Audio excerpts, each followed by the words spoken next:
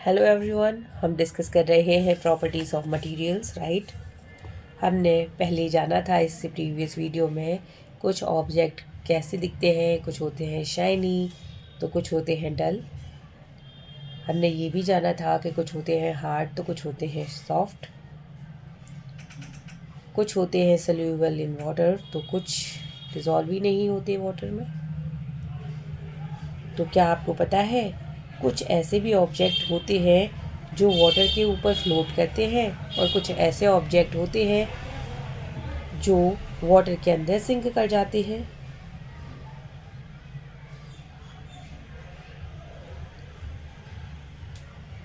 क्या आप ऐसे एग्जांपल्स दे सकते हैं ऑब्जेक्ट्स का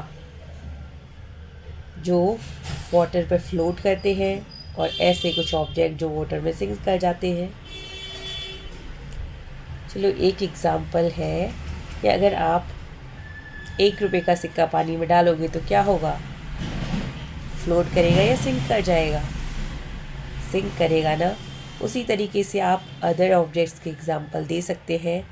आप बताइए कमेंट बॉक्स में 5 ऐसे ऑब्जेक्ट जो फ्लोट करते हैं, सिंक नहीं करते।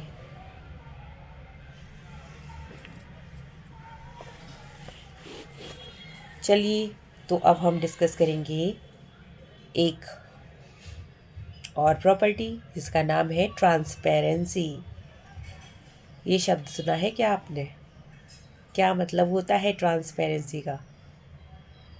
अच्छा, शॉपिंग करने तो आप सभी ज़रूर गए होंगे मार्केट में।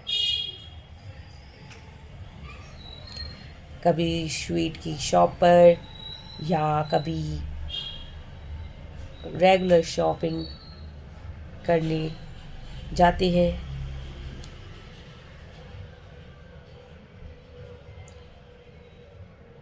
जैसे कि चॉकलेट्स या टॉफ़ी खरीदी हो तो जो कंटेनर में रखी होती है, तो आपको कैसे पता है कि इस बॉक्स में टॉफ़ी रखी हुई है या चॉकलेट्स रखी हुई है या कंटेनर के अंदर मिठाइयाँ रखी हुई हैं? बताइए। बिल्कुल, कांच का या कोई वाइट कलर का बॉक्स रखा रहता है जिसके आगे अंदर तक हम देख सकते हैं कि उस बॉक्स के अंदर क्या रखा हुआ है ना। तो यही होती है ट्रांसपेरेंसी।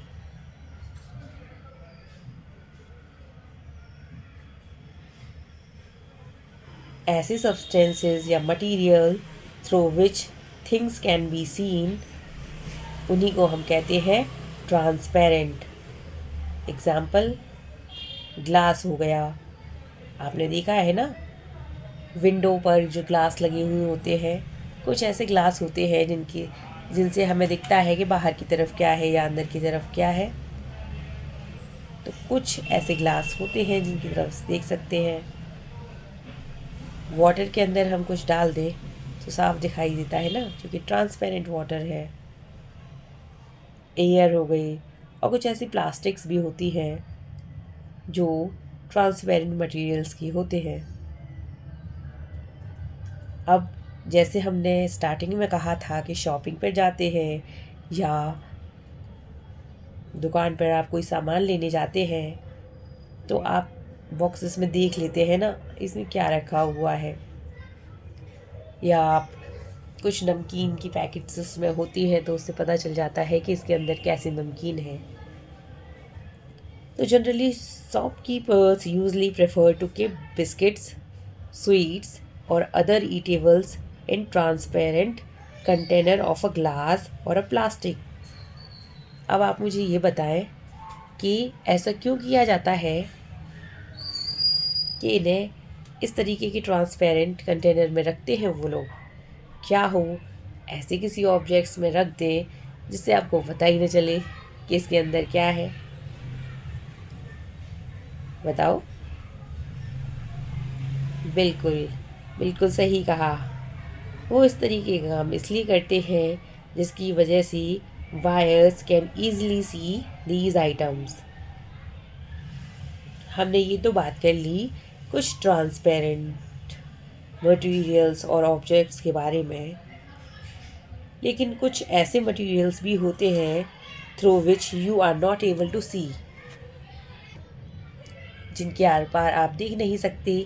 और ऐसे मटेरियल्स को क्या बोलते हैं? ओपेक्यू। आप रिपीट कीजिए, कमेंट बॉक्स में लिखकर बताइए कौन से होते हैं वो ऑब्जेक्ट, ओपेक्यू ऑब्जेक्ट्स। और ये ऑब्जेक्ट ऐसे होते हैं that you can't tell what is keeped in a closed wooden box और अ कार्डबोर्ड और अ कार्टून और अ मेटल कंटेनर।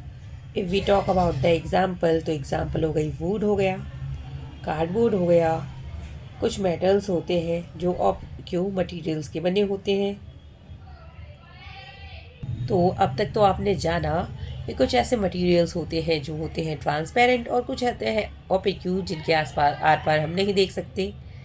लेकिन कुछ और भी ऑब्जेक्ट होते हैं, जैसे आपने विंडोज़ देखी होंगी, कांच की, ग्लास, कुछ ऐसे होते हैं हम बाहर से अंदर तो देख सकते हैं पर अंदर से बाहर नहीं देख सकते, या बाहर का हम देख सकते हैं लेकिन अंदर की तरफ नहीं दिखाई देता। ऐसे होते हैं ग्लास या शीशे, ऐसे होते हैं या नहीं, बताया? तो materials through which object can be seen but not clearly, उसी को हम बोलते हैं ट्रांसलूसेंट। ट्रांसलूसेंट ऐसे होते हैं थोड़ा बहुत दिखता है, थोड़ा नहीं दिखता। कुछ ऐसी पॉलीथीन भी आती है जिनसे हल्का हल्का तो हमें देखकर पता चल जाता है कि इसके अंदर क्या हो सकता है, लेकिन पूरी क्लैरिटी नहीं होती है कि इस ऑब्जेक्ट के अंदर क्या होगा, है ना? तो इसी को बोलते हैं ट्रांसलूसेंट ऑब्जेक्ट्स। क्या आपने टिश्यू पेपर का इस्तेमाल किया है पार्टीज़ में, या जब भी आप कोई आउटसाइड फूड खाते हैं?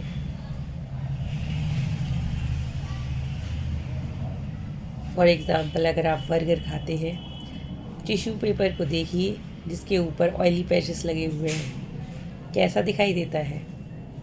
अगर आप उसे ऊपर कभी भी दोबारा अगर बर्गर खाएं या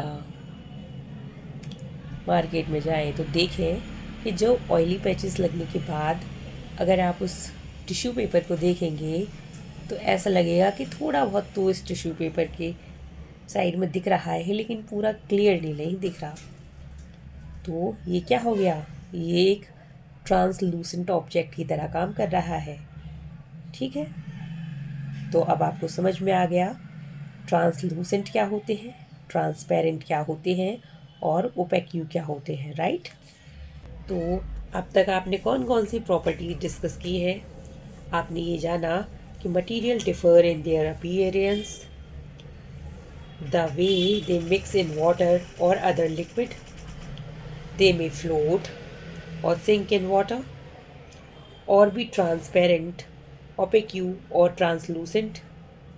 और मटेरियल्स को ग्रुप भी किया जा सकता है इनकी सिमिलैरिटीज़ और डिफरेंसेस के बेसिस पर, राइट? पर हमें मटेरियल्स को ग्रुप करने की ज़रूरत क्यों होती है, बताओ? क्यों ज़रूरी है कि इन मटेरियल्स को हमें डिफरेंट डिफरेंट ग्रुप्स में रखना है? एक साथ ही पड़ा रहने दीजिए, क्या फ़र्क पड़ता है? हम अपनी एवरीडे लाइफ में ऑब्जेक्ट्स को ग्रुप करके रखते हैं अपनी कन्वीनियंस के लिए। आपने देखा होगा at home we usually store things in a such a manner that similar objects are placed together. Such an arrangement help us to locate them easily।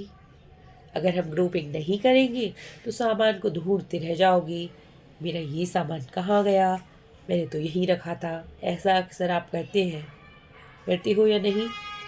सही सही बताओ कमेंट बॉक्स में लिखकर। जब आपको कोई अपना सामान नहीं मिलता है तो आप यही कहते हो ना, कहाँ रख दिया? सही से चीज़ें रखते हो या नहीं संभाल कर? Similarly, a grocer usually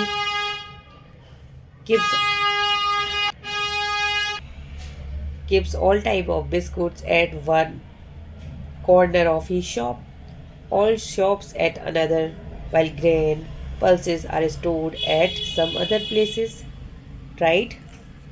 There is another reason why we find such grouping useful. Dividing materials in groups makes it convenient to study their properties and also observe any pattern in these properties. तो अब तक तो आपने जान ही लिया कि object around us are made up of large variety of materials and a given material could be used to make a large number of objects.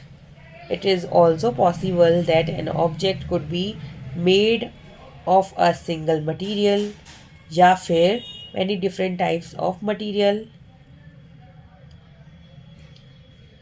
Different type of material have different properties. कुछ materials होते हैं जिनकी appearance होती है shiny, और कुछ ऐसे materials होते हैं जो शाइन नहीं करते हैं। कुछ ऐसे होते हैं जो रफ़ होते हैं तो कुछ स्मूथ भी होते हैं, कुछ होते हैं हार्ड तो कुछ होते हैं सॉफ्ट। कुछ मटेरियल ऐसे होते हैं जो पानी में मिक्स हो जाते हैं, जबकि कुछ मटेरियल ऐसे होते हैं जो वाटर में मिक्स होते ही नहीं हैं। कुछ मटेरियल्स जैसे कि ग्लास हो गया तो ट्रांसपेरेंट है, आप इसके आर पार देख सकते हैं। और कुछ अदर मटेरियल्स जैसे कि वुड हो गया, ये ओपेक्यू है, आप देख ही नहीं सकते कि वुड अगर सामने रखा हुआ है या कोई लकड़ी की विंडो है और वो बंद है तो उसके आगे पीछे क्या है ये आपको पता ही नहीं चलेगा। और कुछ मटेरियल्स क्या हो जाते हैं, ट्रांसलूसेंट हो जाते हैं कि आप थोड़ा बहुत तो देख सकते हैं, ज़्यादा नहीं देख सकते। Materials are grouped together on the basis of similarities and differences in their properties. Things are grouped together for convenience and to study their properties. और इन्हीं properties के basis पर different object बनाते हैं कि इनका क्या use